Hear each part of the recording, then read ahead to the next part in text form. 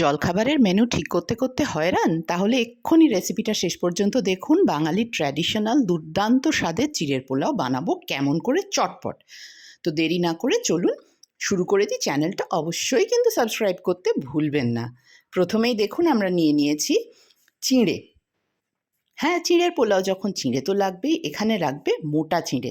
সাধারণত যে ফাইন ভ্যারাইটির চিঁড়েটা প্যাকেটে পাওয়া যায় সেটা কিন্তু চিঁড়ের পোলাও ভালো হয় না।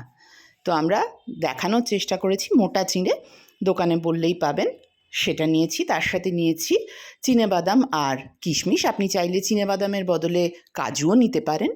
নিচ্ছি পছন্দ মতো সবজি, যেরকম এখানে নিয়েছি গাজর, টমাটো, কড়াইশুঁটি, ফুলকপি, বিনস, তারপরে একটু আমার কাছে ব্রোকলি ছিল সামান্য, সেটাও আমি নিয়েছি শীতকালীন সবজি হিসেবে। আর আলু, পেঁয়াজ এগুলোও নিয়েছি। আপনি চাইলে এর মধ্যে যেগুলো আপনার পছন্দ বেছে নিন। একটু ধনেপাতা রেখেছি গার্নিশের জন্য। প্রথমেই আমরা চিঁড়েটাকে ভালো করে ধুয়ে নেব। তো দোকান থেকে মোটা চিঁড়ে এনে আমরা পরিমাণ মতো জল দিয়ে সেটাকে প্রথমে মিনিট 5 ভিজিয়ে রাখবো একটু নরম হওয়ার জন্যে। ফাইন চিঁড়েটা আমরা ভিজিয়ে রাখার প্রয়োজনই হয় না, আর গলে যাবে, খুব ভালো ঝরঝরে চিঁড়ের পোলাও হবে না। তো চিঁড়েটা 5 মিনিট ভিজিয়ে আমরা ভালো করে 2-3 বার ধুয়ে একদম জলটা ছেঁকে নিয়েছি। এরপরে কড়াই দিচ্ছি সাদা তেল। চিঁড়ের পোলাও আমরা সাধারণত সাদা তেল অথবা ঘি দিয়েই রান্নাটা করে থাকি। প্রথমে আমরা এই কিশমিশ আর চিনাবাদামগুলো ভেজে তুলে রাখবো। এখানে তেলের আঁচটা কমই থাকবে, না হলে আমাদের বাদামগুলো ঝট করে পুড়ে যাবে, কিশমিশও তাই। বিশেষ করে বাদামগুলো কিন্তু একদম তেতো হয়ে যেতে পারে, সেই জন্যে কম আঁচে আমাদের মিনিট 5 সময় লাগবে। প্রথমে আমরা কিশমিশগুলো 2-3 মিনিট পর তুলে নেব। দেখুন আমি কিশমিশগুলো আগে তুলে নিচ্ছি। কিশমিশগুলো 5 মিনিট রাখার দরকার নেই। আর মিনিট 5 পর আমাদের বাদামগুলোও ভাজা হয়ে যাবে। দেখুন একদম সুন্দর ব্রাউন হয়েছে, কিন্তু কালো হয়নি। ওই জন্যই কম একদম সিমে ভাজবেন। তারপরে বাদামগুলোও আমরা তুলে রাখলাম।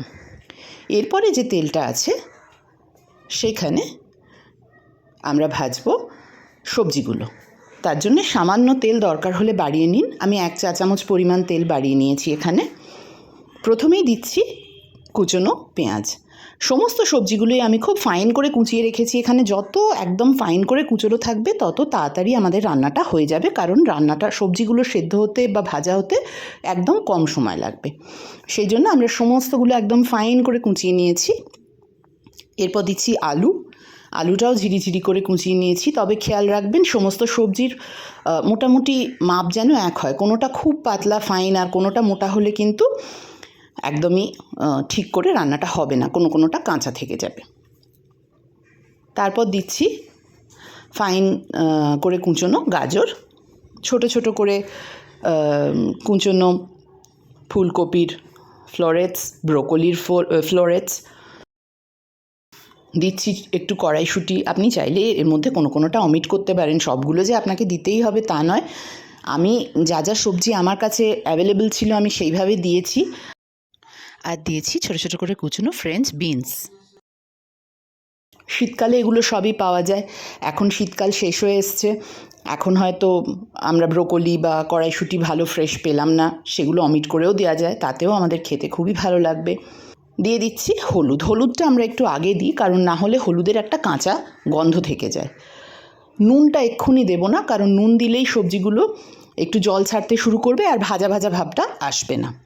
সেই জন্য আগে হলুদটা দিয়ে 2-4 মিনিট একটুখানি কম আঁচে ভাজা ভাজা করে নিয়ে তারপর দিচ্ছি পরিমাণ মতো নুন। এখানে একটু মাথায় রাখতে হবে, এরপরে চিঁড়েটা আমরা অ্যাড করব, তো সেই জন্য একটু নুনটা এই সবজির তুলনায় সামান্য বেশি দিতে হবে, যাতে চিঁড়ে দেওয়ার পর নুনের পরিমাণটা একদম ঠিক থাকে। আচ্ছা, দিচ্ছি এখানে চিনি।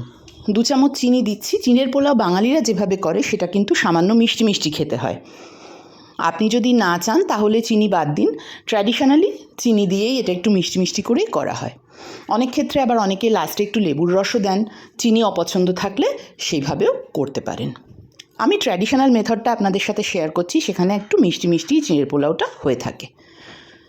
2 থেকে 3 চামচ চিনি আপনার স্বাদ মতো আপনি এখানে দিতে পারেন। চিনি ভালো করে মিশে গেছে। এরপরে আমরা এটাকে চাপা দিয়ে 7-8 মিনিট রেখে নরম করে নেব সিমে।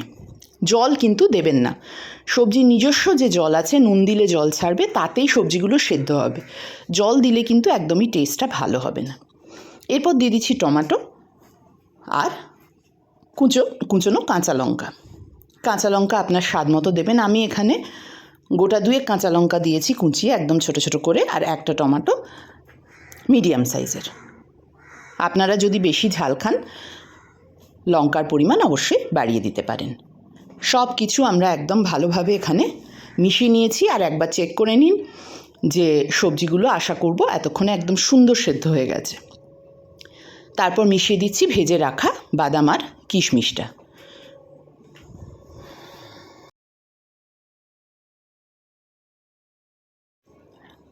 এই সময় নুন মিষ্টিটাও একটু চেক করে নিতে পারেন, প্রয়োজন মতো সিজনিং করে নেবেন যদি একটু নুন কম বেশি হয়ে থাকে বা মিষ্টি।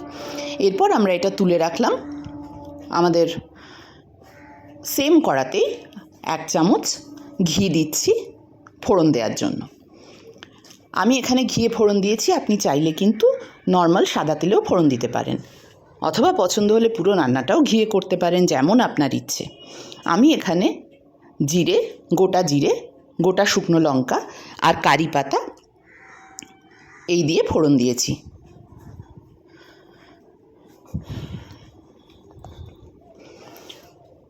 যেই জিরেগুলো একটু ফাটবে তখন আমরা আমাদের যে সবজিটা সেটা ওর সাথে ভালো করে মিশিয়ে দিচ্ছি। আর তারপরে আমাদের যে ধুয়ে রাখা চিঁড়েটা ফাইনালি দিয়ে দিচ্ছি। দেখুন কি সুন্দর ঝরঝরে চিঁড়ে। এই জন্যেই বারবার বলছি মোটা চিঁড়েটা নেবেন। ফাইন চিঁড়েটা নিলে কিন্তু সুন্দর হবে না, ঝরঝরে হবে না, গায়ে গায়ে লেগে যাবে।